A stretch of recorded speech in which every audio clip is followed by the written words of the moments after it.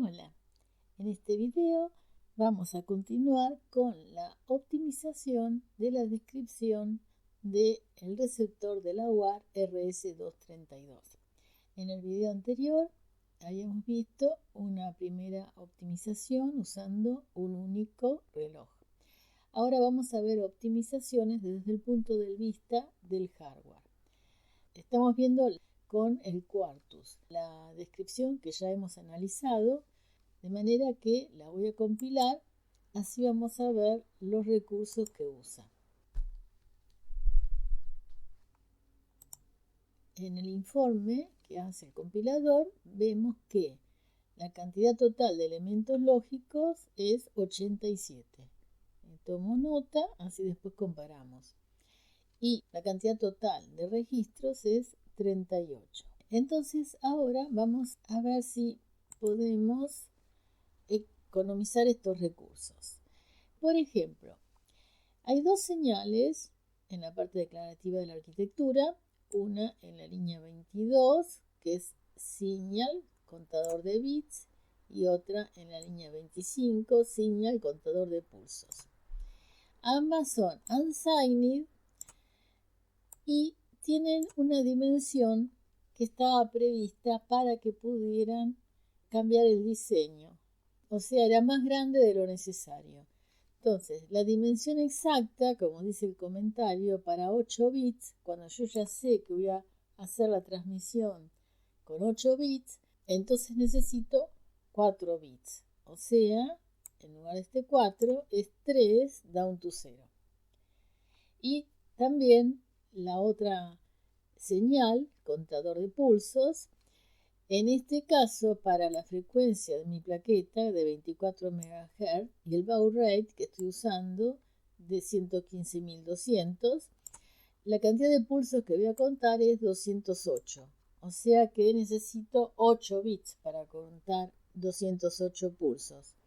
Entonces la dimensión, en lugar de ser 12 down to 0, va a ser 7 down to 0.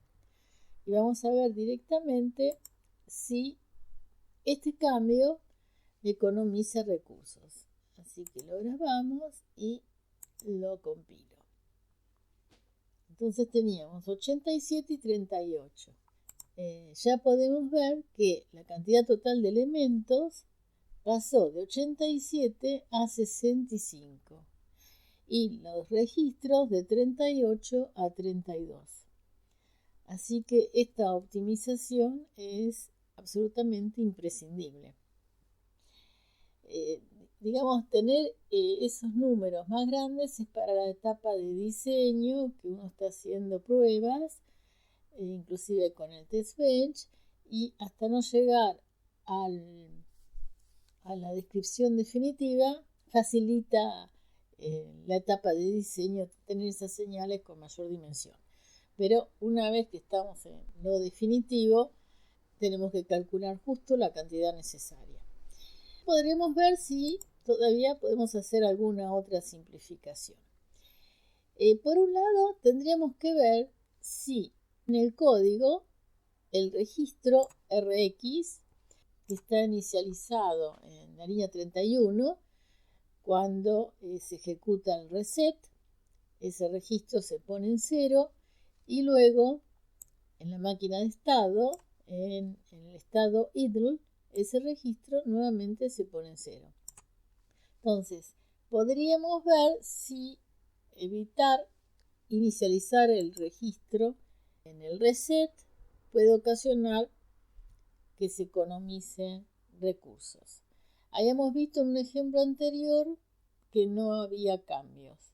De todas maneras, siempre hay que verificar, porque a lo mejor depende justo de la circunstancia en que estemos inicializando 2 veces. Puede ser que genere hardware. Vamos a ver en este caso qué sucede. Entonces estamos con 65 y 32. Vemos entonces que inicializar el registro una sola vez no ocasiona ningún ahorro en el hardware. Entonces, quiere decir que si uno desea, por claridad del código, repetir esta inicialización, así en el reset tenemos los valores iniciales, no hay ningún problema en hacerlo. Lo que podríamos ver es qué sucede si en realidad no inicializamos nunca el registro. La línea 41 la pongo como comentario. ¿Por qué? Este registro va informando el carácter con los bits que va a ir recibiendo e incorporando al registro, de manera que el contenido anterior se va a ir perdiendo a medida que se incorporen los bits. Entonces, ¿por qué lo queríamos en 0? Porque cuando lo estamos haciendo con el test bench y la simulación es mucho más claro ver el registro todo en 0. Pero ahora estamos ya sintetizando el circuito y lo que necesitamos es ver de economizar recursos. Entonces no lo voy a inicializar y vamos a ver qué sucede. Bueno, fíjense, la cantidad de elementos lógicos totales de 65 bajó a 56, mientras que la cantidad total de registros se mantuvo constante. Así que tenemos otro importante ahorro. Así que es conveniente, si queremos economizar recursos, no inicializar el registro. Ahora vamos a ver qué sucede con el buffer. En la línea 32 tenemos la inicialización del buffer. El buffer va a ser escrito con el contenido del registro cuando el registro ya contenga el carácter que recibió. Entonces, no importa qué contenido tenía el buffer antes, se va a perder. Nuevamente, era una cuestión de prolijidad escribir un 0 en el buffer, pero no es imprescindible. Así que vamos a ver si eliminar esta asignación ocasiona algún cambio en el hardware. Vemos que la cantidad total de elementos lógicos bajó de 56 a 55 y la cantidad total de registros se mantuvo siempre en 32. Entonces, en total, con las modificaciones que hicimos, la cantidad total de elementos lógicos logramos pasarla de 87 a 55. O sea, 32 elementos lógicos ahorramos. No es poco. Así que yo creo que es muy conveniente hacer estas optimizaciones. En los registros, en cambio, de 38 pasamos a 32. No es tan importante, pero siempre hay un ahorro. Ya hemos analizado entonces el informe del compilador y vimos cómo pudimos economizar el hardware. Ahora, lo que es interesante es comparar Technology Map Viewer y RTL Viewer de dos de los circuitos. O sea, el primero, que es cuyo código estoy mostrando, que es aquel que no está optimizado con respecto al hardware, y el último, que es el que tiene la mayor optimización. Entonces, comencemos con Technology Map Viewer. Recuerden que este caso tenía 87 elementos lógicos totales y 38 registros totales. Entonces, para darnos una idea, no lo vamos a ver en detalle, simplemente quería mostrarles haciendo scroll, fíjense la cantidad de recursos que tiene este circuito. Para no usar solamente los números que son un poco fríos. Lo vamos a comparar con el otro. Está distribuido de otra manera, pero justamente el Quartus, en el caso de la mayor simplificación, lo pudo poner dice en 2 hojas, 1 de 2, mientras que el otro decía 1 de 3. Lo podemos ver todo y antes no podíamos. Bueno, entonces ahora vamos a ver el RTL del caso en que no está simplificado.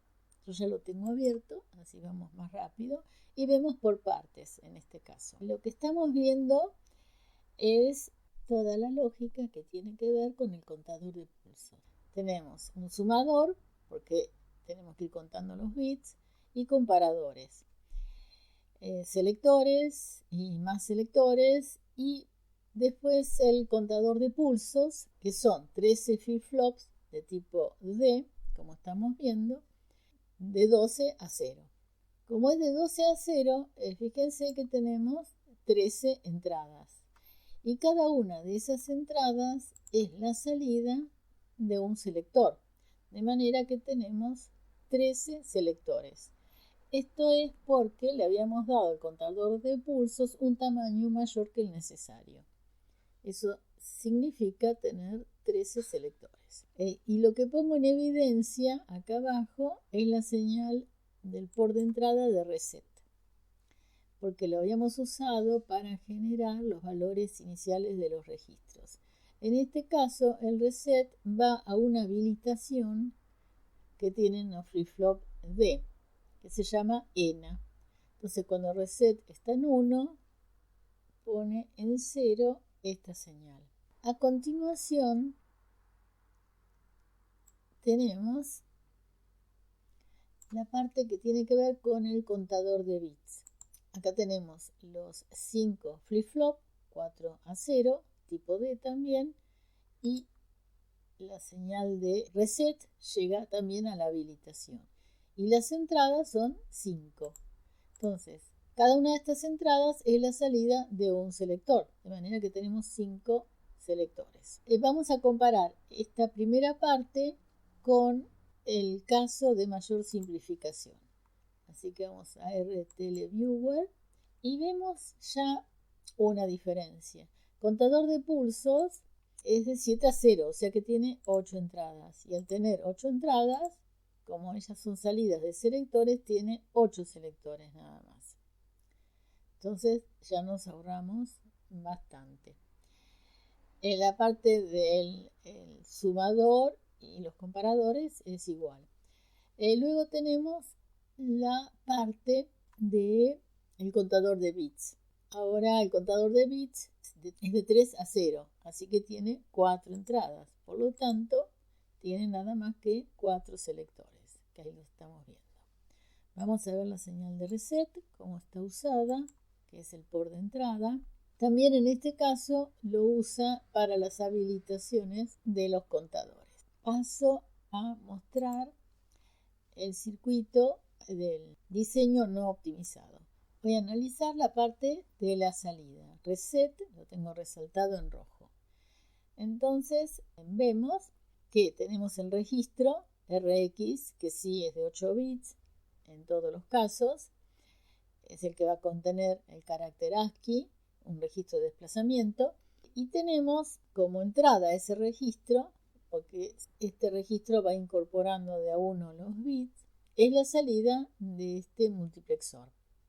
La señal de reset, está en rojo, pero podemos ver así, es la señal que se usa para seleccionar una de las dos entradas que tiene este multiplexor.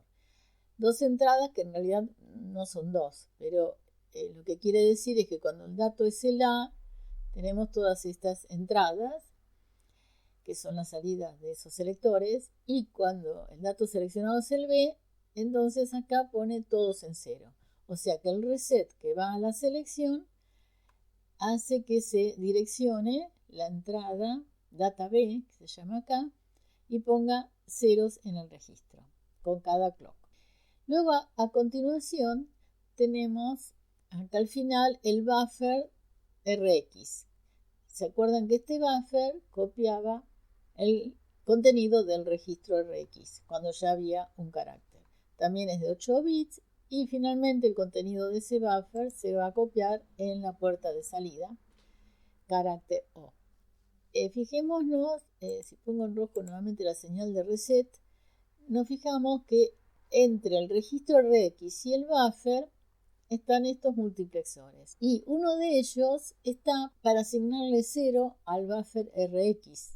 Cuando reset está activo, nuevamente este multiplexor selecciona data B y data B tiene todos ceros. Entonces este multiplexor se usó para poner en 0 el buffer RX. Vamos a ver ahora el RTLViewer del circuito más simplificado. Recuerden que acá tenemos 3 multiplexores. entre el registro RX y el buffer RX. Entonces, en este caso, vemos que en lugar de haber 3 multiplexores, tenemos 2 nada más. Porque reset no está usado. O sea, como a RX no le vamos a dar el valor inicial, entonces ese multiplexor que teníamos antes ya no lo tenemos. Nuevamente, reset sí llega a la señal de habilitación que tiene registro RX y buffer RX. Eso es una decisión que hizo el Quartus en función de la FPGA que estoy usando, los recursos que tiene y de las características que tiene el flip-flop D que tiene la FPGA Cyclone 2. O sea que yo no le puse ninguna señal de habilitación. Eso es una decisión del software. No hay que perder nunca de vista que lo que estamos haciendo es diseñando para sintetizar un circuito en una FPGA. Hay que ver siempre si se pueden ahorrar recursos de la FPGA. Falta demostrar que con estas simplificaciones siguen dando. Entonces nos falta correr el test bench y después probar en la plaqueta. Acá tenemos entonces el Visual Studio Code. Estoy mostrando la descripción optimizada en el hardware. Tiene como comentarios entonces las sentencias que no voy a usar, pero las dejo como comentario para que se entienda que es por una optimización. El test bench tiene que ser naturalmente el que estábamos usando, no hay ningún cambio. Entonces directamente para ejecutar el test bench uso el script core que tiene solamente el análisis, la elaboración y la ejecución, generando la información para las formas de onda, pero no tiene el llamado al GTK Wave, porque así podemos ver si el test bench detecta alguna falla. Entonces, como estoy en Windows, uso ./core, que es mi script. Y vemos dos report notes, verificando el receptor de la UART, RC232, etc. Y el report note, verificación exitosa, que es el importante, porque con esto ya sabemos que el test bench probó nuestro código y fue exitoso. Recordemos que el test bench en este caso tenía los assert, o sea que cada vez que había recibido un carácter, analizaba si el carácter era el esperado. Y si no lo era, soportaba la simulación con severity failure. De manera que si llegamos al último report note, verificación exitosa, quiere decir que no se ejecutó ninguna de las sentencias severity failure. Por lo tanto, podemos estar tranquilos. No obstante, tenemos la costumbre de querer ver la simulación. Entonces, ahora uso el otro script, el corre. Bueno, lo tienen acá para recordar. Analizamos la descripción, el test bench, elaboramos el test bench sin la extensión, luego lo ejecutamos generando la información para las formas de onda y luego llamo al GTK Wave con el nombre del archivo que generé, pero también a continuación el nombre del archivo que había guardado en el GTK Wave con la información de los colores, los tipos de datos, etc. Entonces ahora en la línea de comando de la terminal, para que Windows sepa que tiene que buscar este script en el directorio actual, es ./corre se llama, lo ejecuto y se abre el GTK Wave. No lo voy a analizar porque ya lo vimos en el video anterior, simplemente es verificar que recibió el mensaje correctamente. Entonces vemos carácter, el carácter es de tipo de datos ASCII. Así que rápidamente podemos ver si es correcto.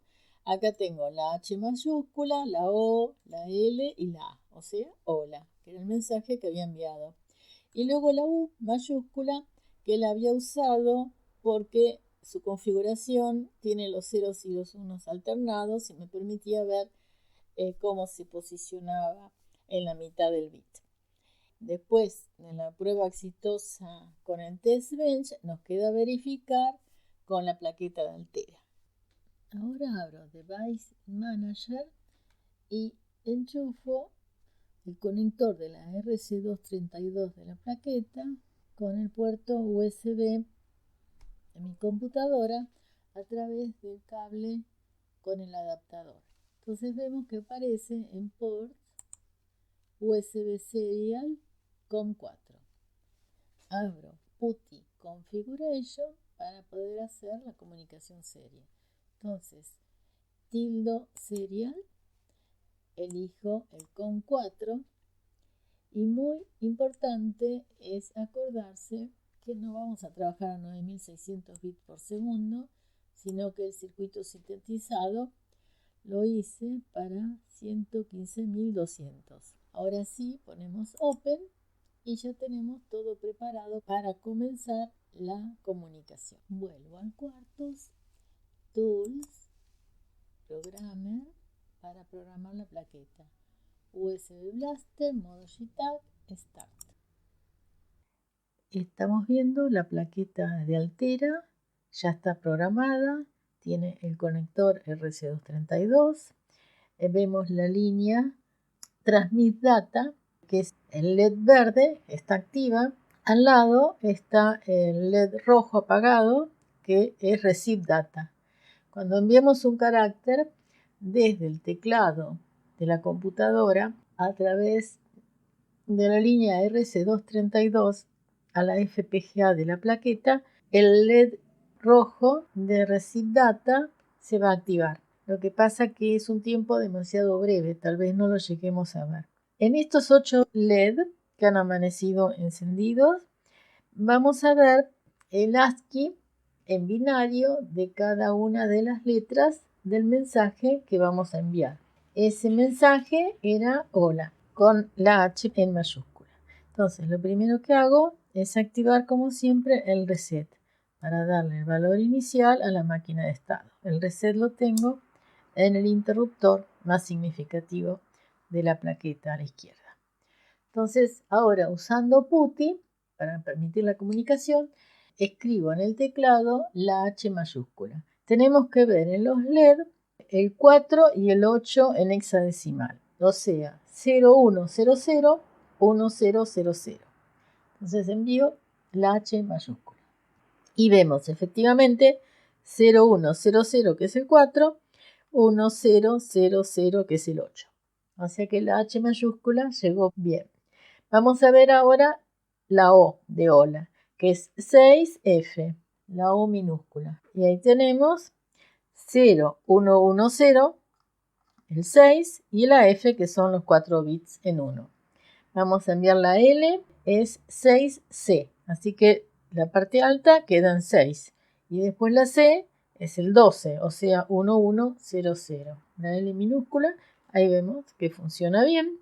Vamos a enviar ahora la A, que también es 6, así que esa parte no va a cambiar, y la parte baja es 1. La A minúscula, ahí la tenemos. Y podríamos enviar la U mayúscula que habíamos visto, que eran todos los caracteres alternados. Ahí está, 0101, 010101. Comprobamos de esta manera que el circuito simplificado en los recursos de hardware están dando correctamente, al menos en la plaqueta anda y el test bench también. Por supuesto que siempre hay que hacer pruebas exhaustivas, envíe pocos caracteres. Lo importante es que además estamos a la velocidad de 115.200 bits por segundo. Comprobado entonces el correcto funcionamiento, si les resultó útil el video, les agradezco mucho si ponen me gusta, se suscriben al canal, activan la campanita y si pueden colaborar con el canal.